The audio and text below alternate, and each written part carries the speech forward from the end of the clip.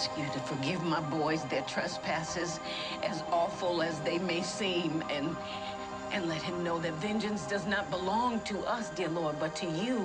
And it's not too late for him or any of us to be saved through your salvation. We ask this in your mighty name. Amen. BMF episode 5, entitled Moment of Truth. Whenever they give you guys a title, always think about what is the moment of truth. Where does that moment happen? I want you guys to post your comments right now where you think it happened. I'll talk about where I think it happened in a minute. But we got old Dirty Dick Chuck. Is that going to cost him? Is that 3 minutes of giving ceiling fan Mabel the best back shots he could give her going to cost him some big trouble with his wife? And then we learn a whole lot about Lamar, Jen, and the boys is back in action. Let's go ahead and go through this thing real quick. If you follow me for the first time, please subscribe to the channel. Be sure to turn on notifications so when I drop videos, you get them. You can find me on my podcast, Life Game Podcast. You can share me that way with anyone you want. Also follow me on Instagram, Twitter, and the TikTok. Let's take a look at one more clip and then let's go through it.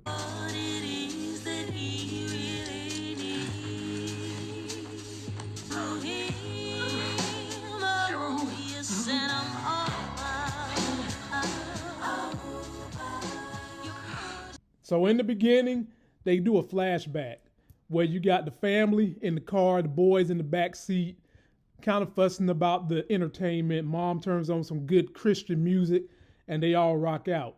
Then they parallel to the boys on the street listening to the same song that reminded them of their family, reminded them of the good time as they going down here to the A to handle business. But before we get to the A, ladies and gentlemen, we need to go take a trip to a concert. Yeah, a Rick James concert. Meech beats the hell out of his cousin James for basically squandering all that work. Beat him and took his damn car. I would have loved if they would have let him get beat and his damn Jerry curl would have flew off or something. That would have been some nice stuff. But they got the car. Who knows if they're going to be messing around with the cousin? I suspect not. He's done. They threw with him. So they moved on. Then we get to the homegirl, Denise. We all was wondering, was she going to squeal? Was she going to talk? And Coach Cop is putting all kinds of pressure on her. Guess what, ladies and gentlemen? Monique comes in there looking as Detroit thick as possible.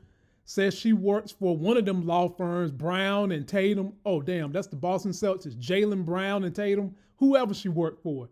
She came in there. She told Denise, look, the fellas got you, but you got to have them. And of course, she complied, ladies and gentlemen. She complied. And the question that they brought up a couple of times in this episode, is Monique going to succumb to that booger sugar? Terry mentioned it, and we've got to see if that's going to happen. And we'll get back to Monique in a little bit to see if that booger sugar puts her under, because I think that's going to tie her to some other trouble. And then we get Coach Cop, ladies and gentlemen.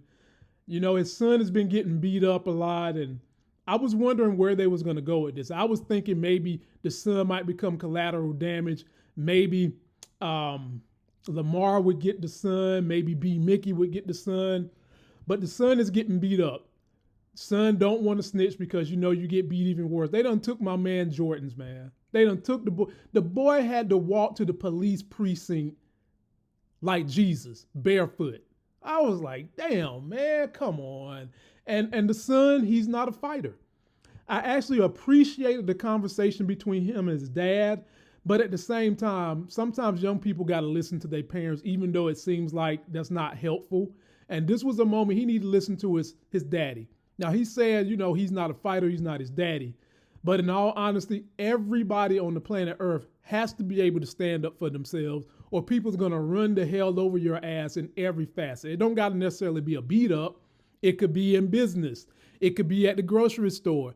You know how sometimes y'all go to the grocery store and you get that one cashier, bitch might be on the rag, or you get that one male cashier who ain't had sex in 3 months and they just acting stupid. And you got to check their ass. So that was a lesson he was trying to give the son. So he goes to the school. Principal said he ain't talking, I ain't talking, and he see the boys. Then we get him and Jen just having a dialogue about why she supports minority causes. Her sister got beat up by a white guy, and that touched Coach Cop's soul. So what does Coach Cop do to help his son out? Employs B. Mick to go beat the hell out of them little boys. Now, is this going to come back to backfire on the son or not? Could this make B. Mick and Coach Cop closer? Because now B. Mick actually has some information that he can hang over the head of Coach Cop. Post your comments on that one. Let me know what y'all think. Oh boy, then we get to Lamar. There are a lot of people that feel like the story with Lamar is starting to get a little Marvel Cinematic Universe. One could say that, but at the same time, he's been a fan favorite. And he's meeting up with his homeboy that loves to have necromorph sex with dead people. And Lamar is collecting taxes on everybody. I mean, a man stealing people chains. By the time he got to here to get that burger, he was looking like Mr. T. And he's collecting everybody's money, taxes. He's got his cousin doing the same thing. And do you guys remember, this is Lamar getting that loose burger that he got from season 1. Same dude he intimidated season 1. And we learned that Lamar is feeling like, you know what? I need my queen. I can't do this without my queen. And so what does he do? He goes over to Monique's house, who swiftly, quickly pulls that gun on that ass. And when she pulls the gun, he was able to subdue her again. I remember last season I was complaining, is she going to fall for the banana in the tailpipe? That nigga wrote her a little poem, love letter, whatever he wrote. And she fell for it. So this time, he pulls the mama card. You know, when he lost his mama, that bothered him. And he doesn't want to see the same thing happen to his daughter because she's separated from her mama.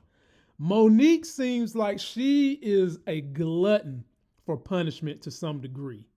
And I think she's going to fall for this banana in the tailpipe. Only difference is this time it's going to be the banana in the tailpipe with a colostomy bag.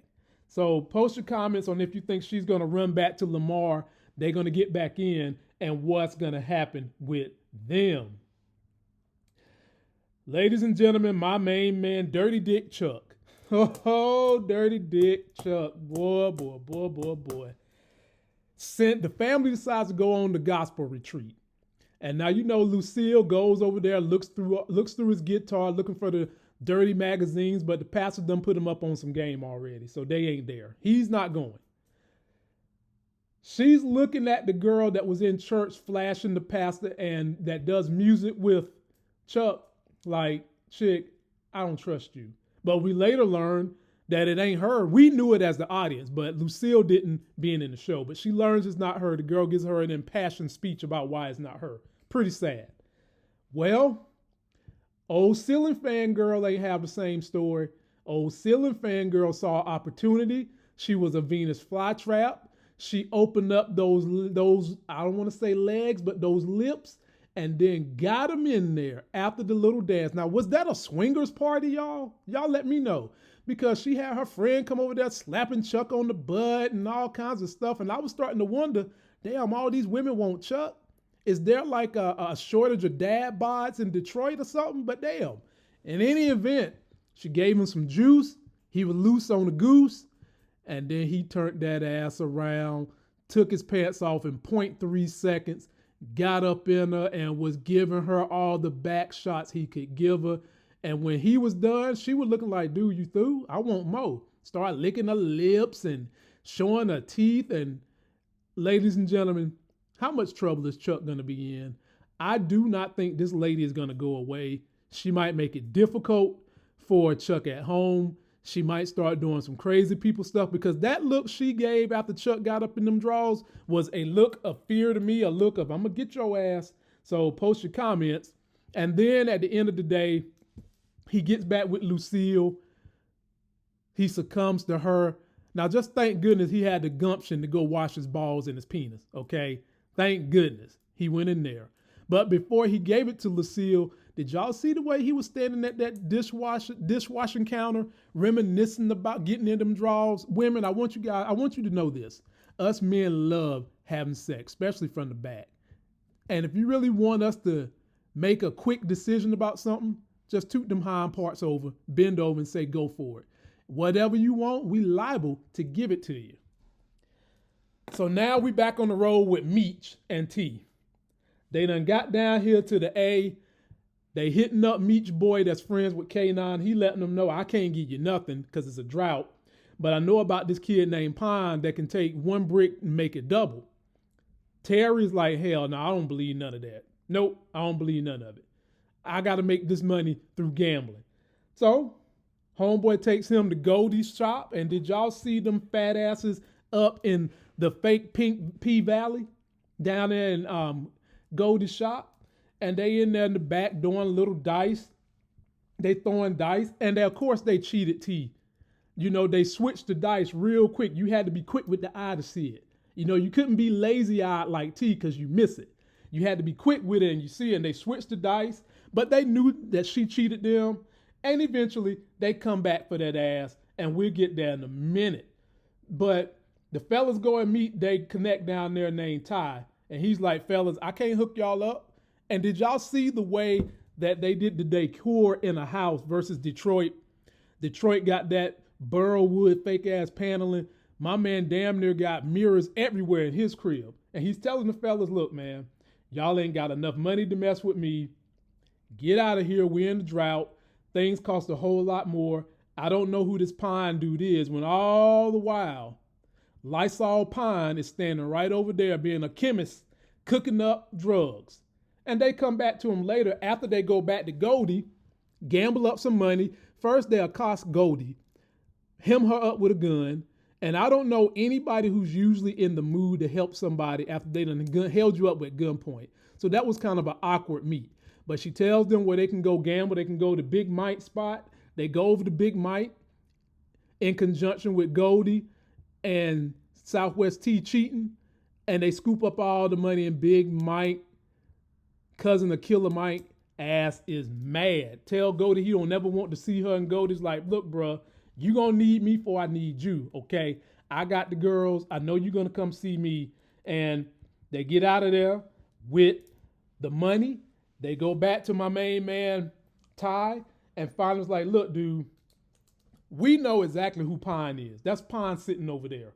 Hook us up. We hustlers. We're gonna get this thing done. And Pine tells them, look, I still can't give it to you on the cheap, but what I can do is take Southwest T ass up in here and show him how to get down and scratch and mix on the 1-2s on these beacon burners. And ladies and gentlemen, we get back to the title of this episode, The Moment of Truth. How many of you guys said the moment of truth was when Southwest T finally realized he's a part of BMF and he's doing this drug game? To me, that was the moment of truth. Right there at the very end when he finally admitted, I'm in this game, man. There ain't nothing else I can do. I'm stuck with it. I've always been BMF. I just took a step back. To me, that was the moment of truth. But I want to hear from you guys. What was your moment of truth? How do you feel about what's going to happen between Lucille and Charles? You got any comments on Lamar saving Lucille in prayer? Now, you know good and damn well if that was for real, he don't give a damn about no prayer. His prayer was to kill Meech and harm Meech. If you hurt the mama, you're going to harm her. And I don't think any of us believed Lucille was going to die in that moment. We just didn't believe it because she's still alive, even though I do know they deviate from the real story. We just knew she wasn't going to die in that moment. So post your comments. Who's the next victim? What's going to happen with Coach Cop's son? What's going to happen now that Denise is basically going to be in the free and clear? And what's going to happen between Monique and Lamar if she get back on that sugar booger? Be sure to like the video, subscribe, follow me on Instagram, TikTok, got them everywhere you want to find me. Download that podcast. We will be going live tomorrow night, Saturday, 9 p.m. Me, the Hammer Moochie, J-Mo, and my cousin, Lex the Targaryen. Till that next Sex is Hell video, I'll see you.